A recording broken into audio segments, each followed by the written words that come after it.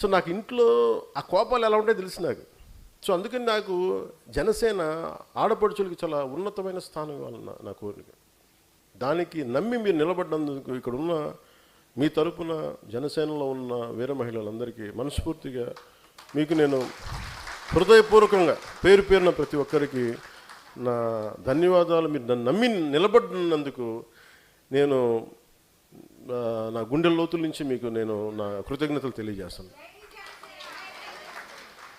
అంటే యుద్ధం చేయాలంటే వీరతల కింద యుద్ధం మీరు పంపించాలి. మీరు విజయం సాధించాలి. మీ దీవెనలు పంపించకపోతే మీకేం జరిగి మేమేం గెలుస్తాం అక్కడి నుంచి. అంటే అంటే మీ దీవెనలు, అందుకనే నేను మిమ్మల్ని బలమైన వ్యక్తిత్వం ఉన్న వ్యక్తులుగా తీర్చిదిద్దాలనుకున్నాను.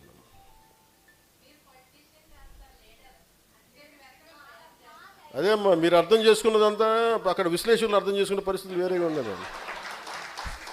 వాళ్ళు అలాగే అదే కదా మా సగటు ఆడపడుచు అర్థం చేసుకున్నంత నన్ను అర్థం చేసుకోకుంటే, నన్ను అర్థం చేసుకుని ఒకళ్ళేమ్మా చాలా తక్కువ మంది అర్థం చేసుకున్నారు మీరు కాకుండా.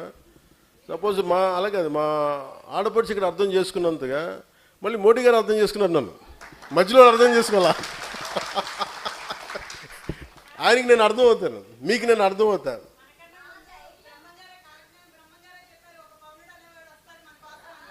ఏమో అంటే నాకు బ్రహ్మంగారి కాలజ్ఞానం ఏమైపోయిందంటమ్మా, బ్రహ్మంగారి కాలజ్ఞానం చాలా వింతగా ఉంటుంది. ఎవరు ఏ నాయకుడు వస్తే ముందుగా అక్కడ స్థానికంగా ఒక పాత పేపర్లో కొంచెం కాఫీ వేసేసి పాత తెలుగులో రాసేస్తారంట.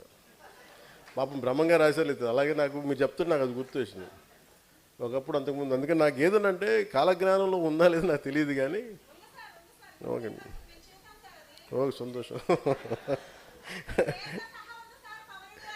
ఓకే